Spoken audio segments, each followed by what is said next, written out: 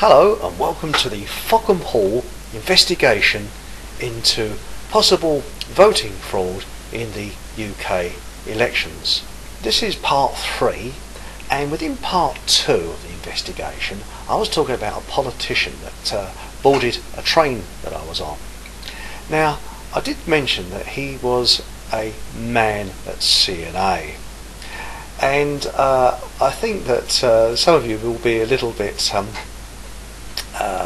questioning this thing. What does man at CNA mean? And I'm not talking about the clothing people. Well, when CNA, the clothing people, were in the United Kingdom, the nickname was Front and Back.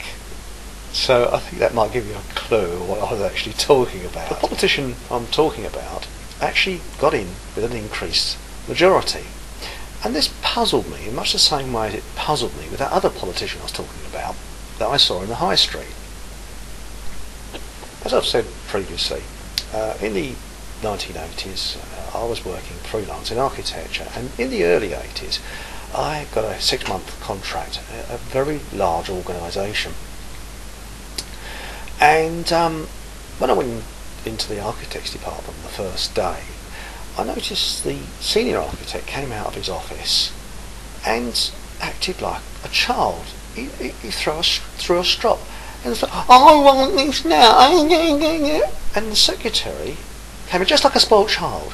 The secretary came out of the office and she said, "Go into your office and come out when you've calmed down," and spoke to him just like a nanny would speak to a child.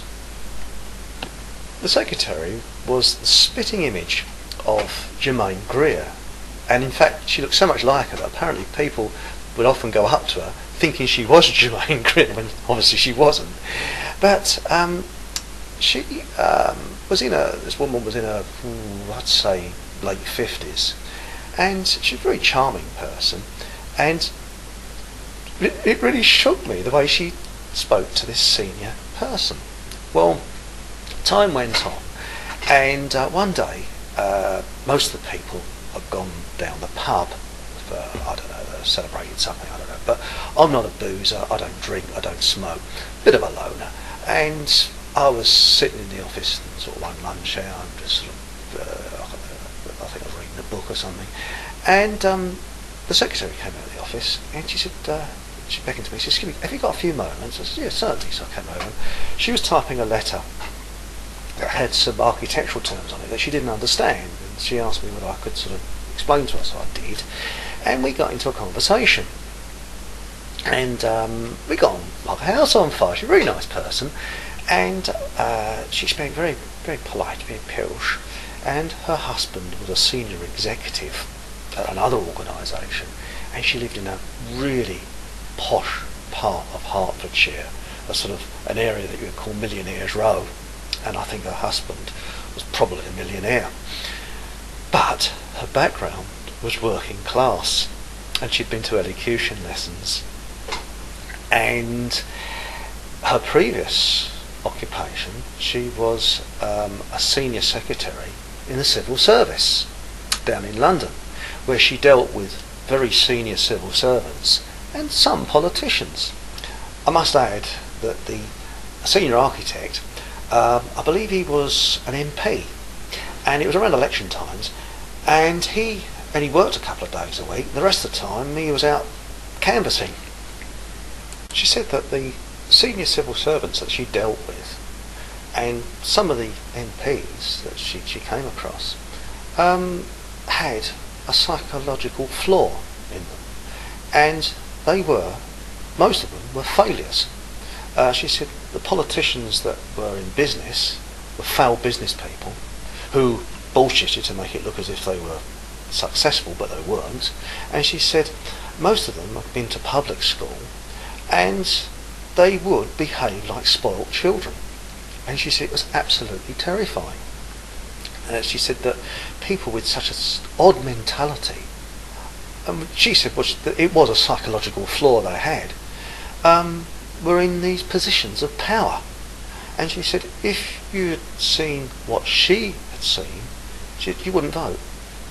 She said it is absolutely terrifying She said, these people have got this front and this kind of personality, but it's a personality disorder, where they are a little bit like the way animals are, where everything is at the moment.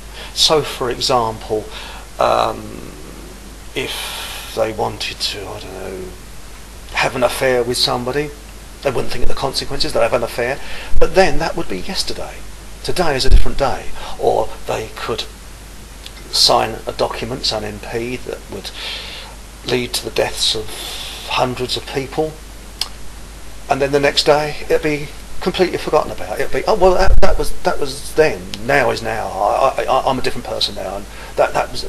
And they would reinvent themselves all the way along, and this absolutely amazed me. Well, she said, yeah. She said, you look at things in a different way.